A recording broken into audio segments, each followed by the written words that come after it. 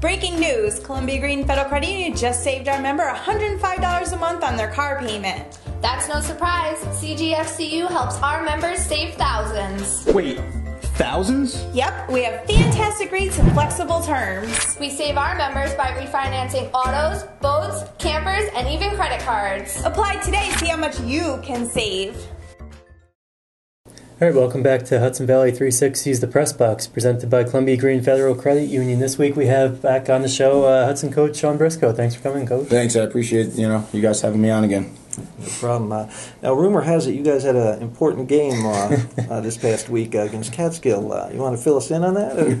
Yeah, it was a game of the week, I suppose. Mm-hmm. Game of the year, maybe? Yeah, maybe the game of the year. Pretty sure there weren't many people from either Catskill or Hudson that weren't at the game. Yeah, very sparse crowd. Yeah, it was it was fun. It's always great to go over there and play those guys. The rivalry game, right. And it's a good atmosphere. Small court, it's just a small confined area, especially when there's that many people in the place. And obviously, early in the season, I guess a lot riding on the game. I mean, It's hard to say that with 5 games in, another 11 games left in league play. But it was a big game because it was a rivalry game, and obviously we were vying for sole possession of first place early on in the season, and we got the Battle of the Bridge Cup and all those things, and so that brings a little bit more excitement to the first time we play with the cup and everything, and the guys wanting to play for that and keep it in Hudson, and obviously Catskill was trying to take it back home with them, or keep it there, I should say, since we were there. So yeah, it was a great game, great atmosphere. Our guys played their butts off, and absolutely did. We were able to come away with a win. There was such great anticipation for this game as well, because needless to say, it's Catskill Hudson. So anytime the two teams meet, like we've said before, throw the records out the window. Everybody wants to come see this game. The last couple of years, Hudson's had Catskill's number. Prior to that, Catskill did a number on Hudson a few times as well. So that again adds to the situation, but both teams coming in undefeated. Catskill was state ranked; they were number 17 in last week's first New York State Class B rankings of the year. Hudson gained honorable mention. Just there's so much to put out there that made this game special going into it. The crowd was intense, as you would expect for a Catskill Hudson game. I got there a little before the JV game, about 15 minutes before the JV game. The place was half filled already. So by halftime of the JV game, it was filled, and the game did not disappoint. I mean, you guys came out, did what you had to do, and it was close throughout, but.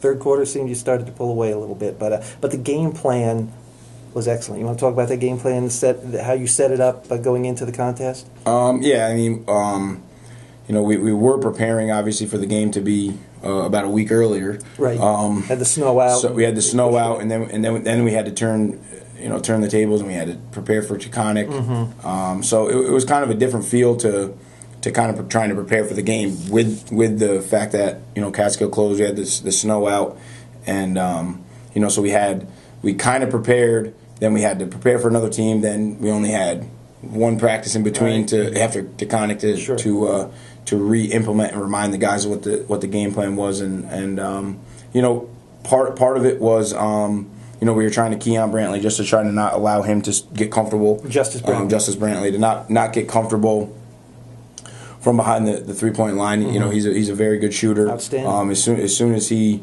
makes a couple, it could be a long night. For us defensively. Yes. So part of that was to key on him. So the guys did a good job with that. We figured we might get beat by a couple other guys, but we were willing to take those chances. And the biggest thing for us was just being able to push the ball. Mm-hmm. With the depth that we have, we played 10 guys. Right. 10 guys got minutes in the game. And we had 9 guys score. Mm-hmm. So, that's probably our biggest advantage over pretty much any team we play is our depth. We can play 10 guys, and those guys that are coming off the bench, we're not losing a lot when they come in when it comes to things we want to do on the floor. So our ability to push the ball and run every possession is why you see a lot of times we have really good third quarter scores. We're able to come out at halftime.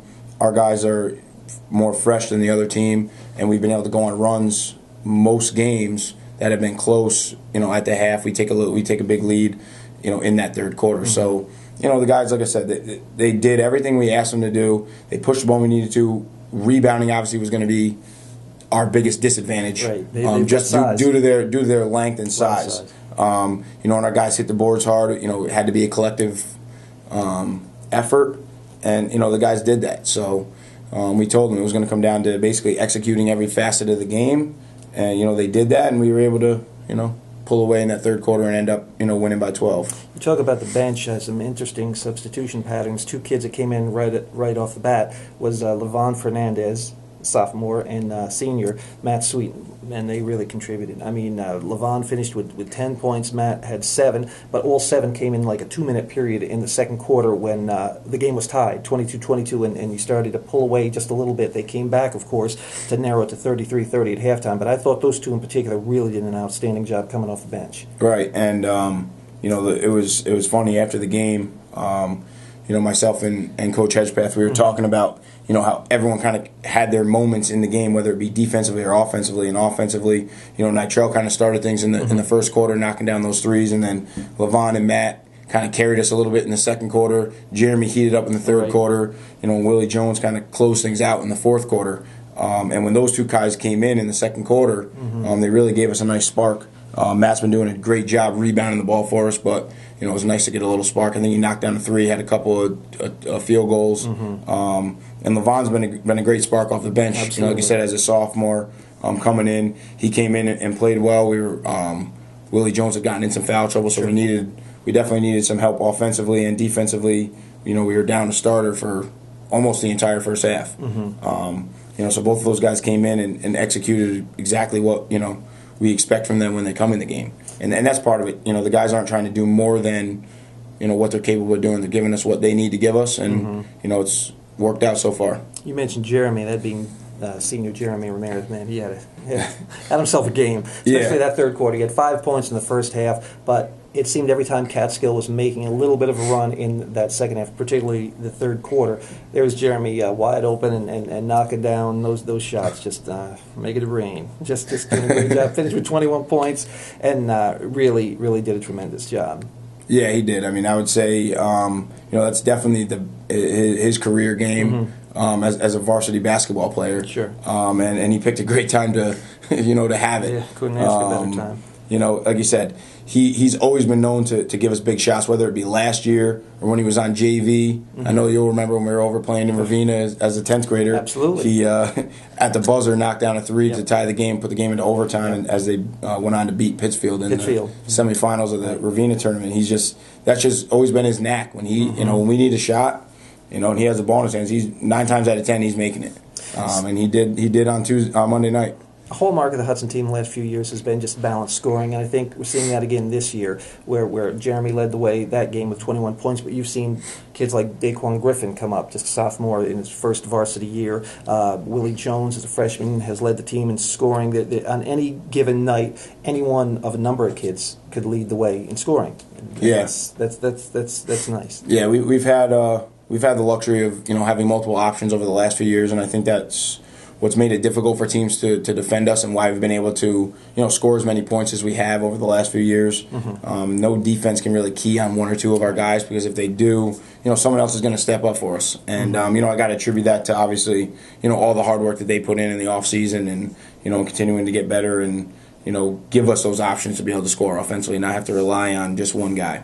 Now, we've talked in the past about having the bullseye on your back the last few years. It seemed that had shifted this year to Catskill. Catskill, and rightfully so, they have a very talented team, and they'll be heard from still during the course of the season, and you guys will run into them again over at the college, Columbia Green, on January 27th. But it seems right now, after this game, might be back on you guys' back, that bullseye I'm talking about. How do you feel about that? Yeah, it might be, and I think our guys will relish in the fact that if we do have a bullseye on their back, that they're competitors, they like to compete. Right. Obviously we told them going into the game that there really wasn't, in my mind, as much pressure on us to win the game as there was probably for Catskill. We were playing on their home floor. Right. Okay. On paper, most people had them beating us by double digits. So really all the pressure was on Catskill to try to retain the cup, bring it back to them, keep it in Catskill. That being the Battle of the Bridge trophy. Right, the Battle of the Bridge trophy. And we were on their home floor, so we kind of reminded our guys that the pressure was on them more than it was on us. And maybe some of that pressure will be back on us now to continue winning. Seems like you can handle it, though. And like I said, I think the guys are going to relish in the moment. They're going to enjoy it, and they already know whether we had lost or not on Monday. Every team's going to give us their best, anyways. Everybody wants to knock Hudson off. Now it just we might get everyone's a little bit better now that we still haven't lost. But the guys will rise to the challenge. I know that. Before we move on, one last thing I want to mention about the Catskill game. We'd be remiss if we didn't mention that one of Catskill's key players, Yusuf Bushguire, did not play in this game. He rolled his ankle in the game before on the Friday night against Coxsackie Athens. Did not play. You did not know about that until game time. They really kept it hush-hush. You didn't know. But had you known, would you have prepared any differently for this game, knowing that Yusuf was not going to be in the starting lineup? No, I don't think so. We prepared for the game thinking they had, their entire squad available for them. Sure. And even once we found out that he wasn't playing, our game plan still stayed the same. It was something that we believed in, we trusted in. And regardless of him being on the floor or not, we would have stuck to that same game plan. Right. Obviously he's a good defensive player. He would have helped them defensively. And that's kind of the name of the game. You hope you just hope that your players are available to you when you need them. So I'm sure he'll be back the next time we play them. So that may change things for us. But I don't know that it will. I think that even if he had played, we would have done the same things that we did, and continue to try to keep the ball out of Justice's hands. And make somebody else kind of be their primary ball handler. Absolutely. Now, you've got a tournament coming up the week of Christmas, a couple of days after Christmas, up in Schenectady, which is going to be a great tournament. And in fact, you've got a very challenging non-league schedule this year, and it starts with that tournament. You've got Broad Perth in the first round of the McKeel Christian Tournament. You win that, you'll play the winner of McKeel and Cohoes, and if things go as everybody expects them to, you'll face McKeel in the championship game. But again, first thing first. But that is going to be a real test. Catskill was a huge test, but McKeel, by most accounts, is the team to beat in Class B this year. How do you feel about maybe meeting them? I hope we get the opportunity. Sure. That was part of our game plan, coaching staff of getting these difficult tests throughout the year, creating this competitive non-league schedule that we have, was that way we could put our guys in a situation where we can see where we stand amongst the best teams in Section 2, whether it be B schools, A schools, AA schools. We want to know where we stand going into sectionals. So if we get the opportunity to play them, obviously it's going to be a huge test. In my opinion, I think they are the team probably, where the sectional title may go through, just because they have everyone back from last year, and they made it to the finals last year, and competed with Glens Falls. So it'll be good for us, a good test early in the season of where we stand and where we match up with them, and hopefully we can get by Broad Alban and set that matchup up with them in the finals. Obviously, another tough test. It'll be on their home floor, on the road. But I'm looking forward to it. And then after that, you've got non-league games coming up against the likes of Watervliet, which is also ranked in the state, undefeated, and Albany High. So definitely a challenge for you guys, which only makes you better playing the best. It's only going to make our guys better. We know that there's not a whole lot of love for the Matroon Conference. Right. We're getting some more respect. Due to the fact that we've had some runs over the last couple of years with teams, including ourselves. Catskill's made runs over the last few years, so we're starting to get some respect. But at the end of the day, we got to go out and play, big competition and earn more respect for ourselves, just for seeding meeting purposes and all those things. No question. I know on a personal note, you don't like to talk about it too much because you're kind of a modest cat, but you're closing in on a milestone of your own, personally, 100 victories as the coach of the Hudson High varsity basketball team. Now, coming into the season, I have you as 89-40 overall, including 59-9 in the last 3 years. 5 wins already, so 89 plus 5, 94 if my math serves me correctly. So you're 6 away from 100. What do you got to say about that? Not a whole lot. You know how I am. I mean, I try not to take a whole lot of the credit for all these wins. Obviously I've been had the luxury of coaching some really good basketball players over the last few years, and they've obviously are part of the reason why I'm even sitting here right now doing this interview. They helped put Hudson on the map. Yeah. Obviously I'm not going to say I had no part in that. But it'd be a nice accomplishment, obviously, to get to 100.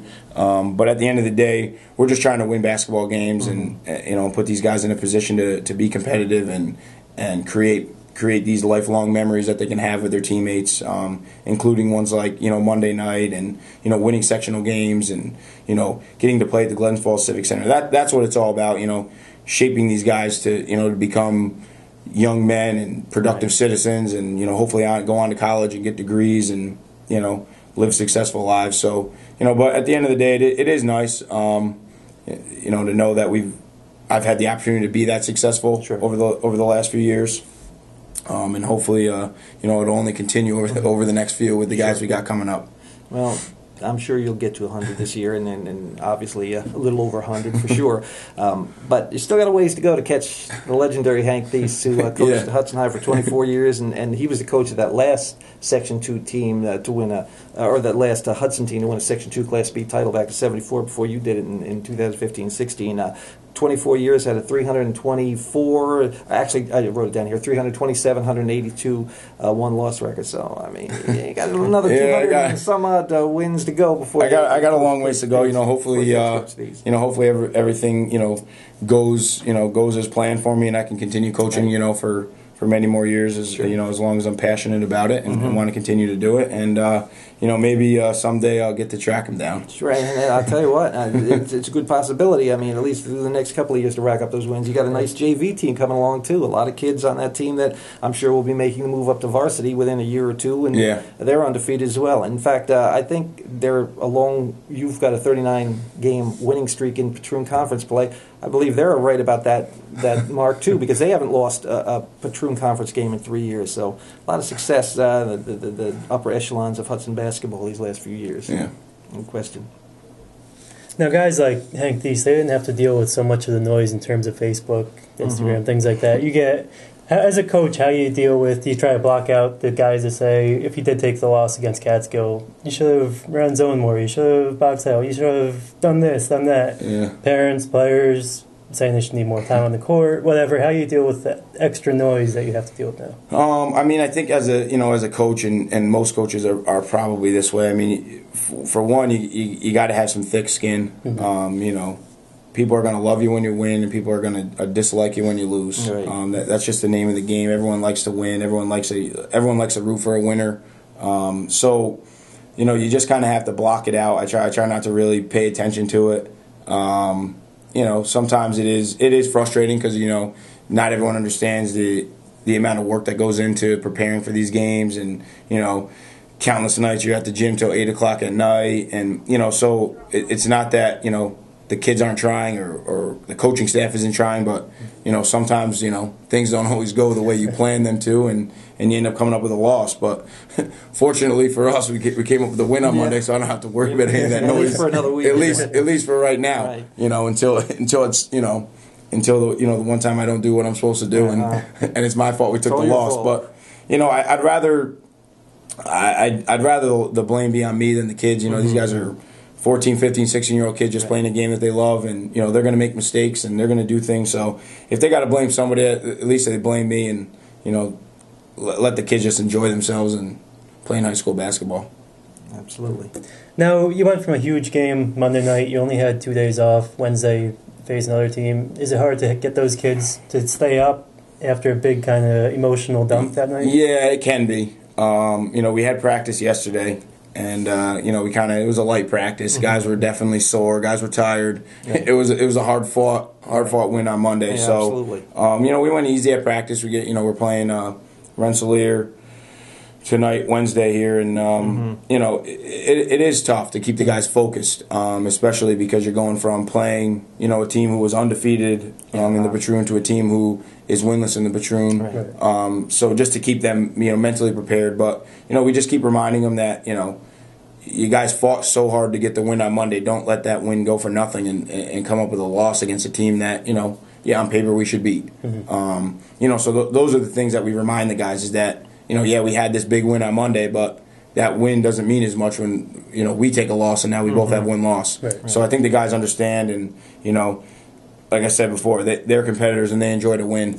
So it's not too difficult to get them ready for a game, but, are we going to bring the difference is getting them to bring that same level of intensity when we're playing Catskill or if we're playing Rensselaer or if we're at practice. That's what we try to preach to these guys is bringing that same passion and level of enthusiasm every day, not just when you're playing your rival. Absolutely. It's a fun team to watch, too. If you haven't already, get out and watch this team. Yeah, we appreciate it. All right, Coach, I appreciate you stopping by. We'll let you get back to work. All right, anytime. Thank you. Absolutely. And we'll see you next week on Hudson Valley 360's The Press Box.